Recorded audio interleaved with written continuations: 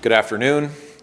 This morning we saw Prime Minister Justin Trudeau go to Toronto and make a speech that was accompanied by no commitment for action, but he was joined by a room full of insiders and former politicians and politicians. And when he was done making his speech, without taking any questions from the media, he kicked them all out of the room and shut the doors. Now, we agree with Justin Trudeau on one thing, and that's that there should be a meeting happening and that the Prime Minister should be there. But that meeting should be here in Ottawa, and it should be right here in the House of Commons with the 338 members of Parliament who were elected to address the issues that our nation is facing. And what issues could be more important than what is being addressed in the Trudeau performance in Toronto today? The threat of 25% tariffs, the need to put Canada first, to secure our border for Canadians, to break down interprovincial trade barriers, to make sure that we can pass a bring-it-home tax cut for Canadians. That's supposed to happen here in Parliament.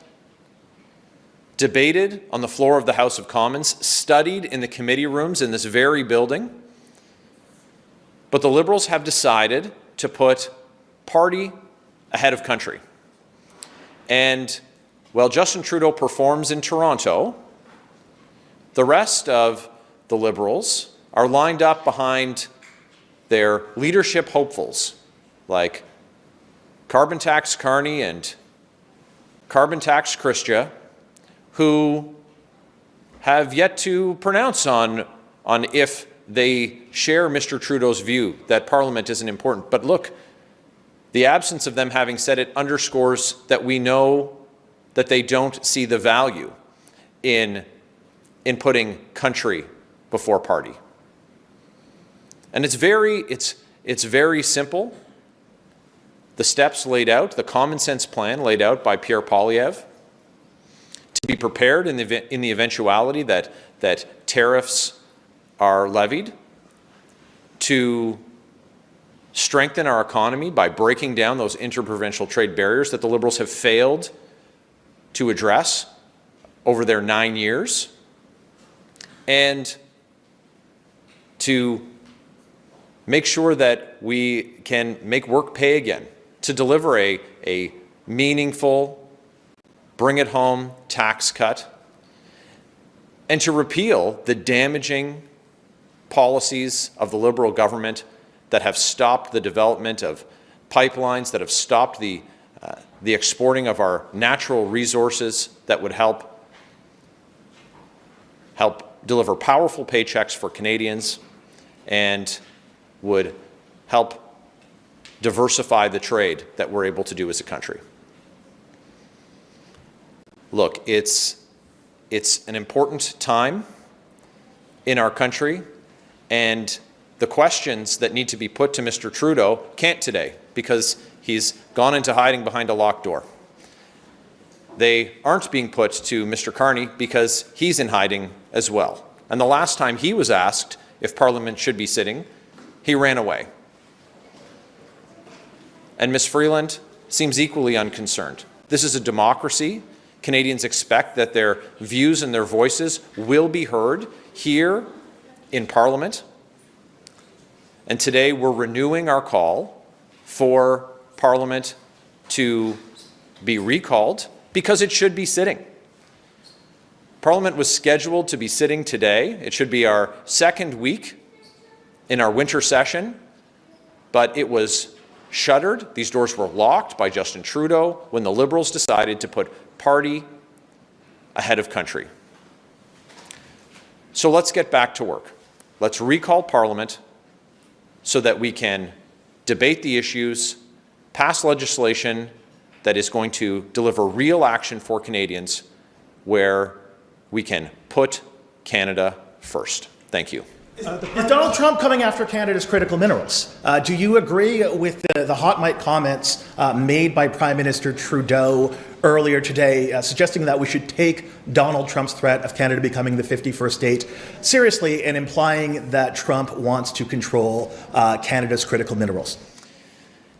Dominic LeBlanc, the finance minister, and Justin Trudeau both told Canadians, just down the hall from here actually, that the comments by President Trump were made in jest and were not to be taken seriously.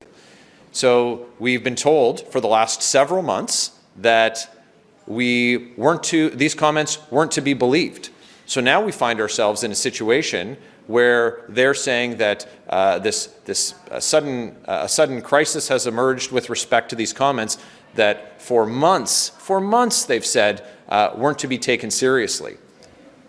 The Liberals have an opportunity to address this very important question that you ask, and it should be addressed right here in the House of Commons. That's where Canadians expect us to protect our national interests, to make sure that we have relationships and we have trade agreements and we have partnerships that put Canada first, including and especially with respect to our natural resources. Does it concern you, though, that Canada's largest ally might be coming after our natural resources? I mean, and if you're in power, if you become government, what are you going to do about that?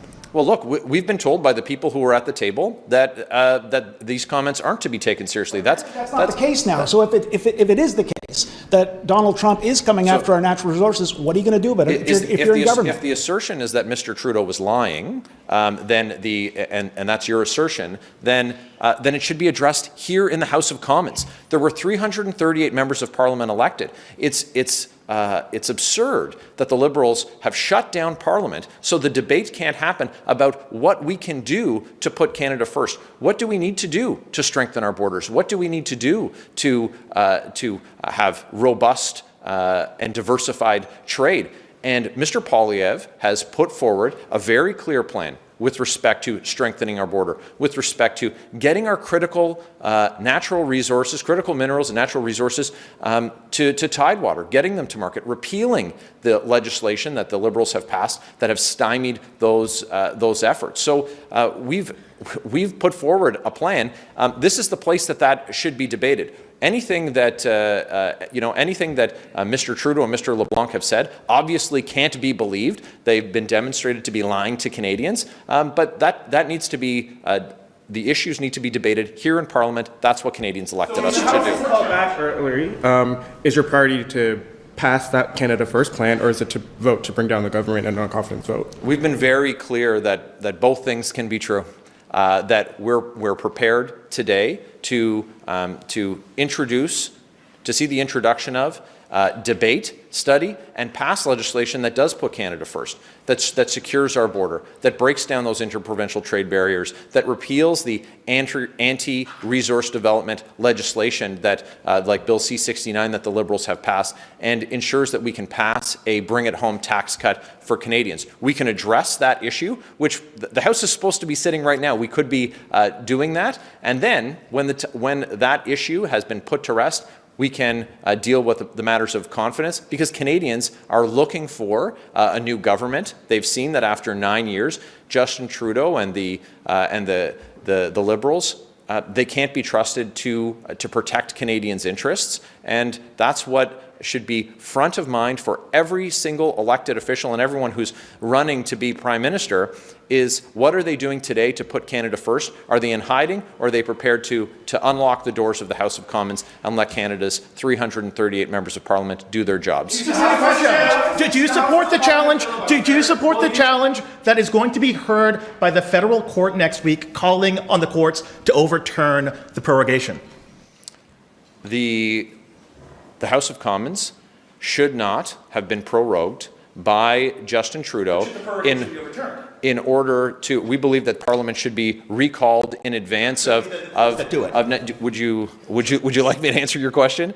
We think that Parliament should be recalled today. It ought not to have been prorogued to begin with.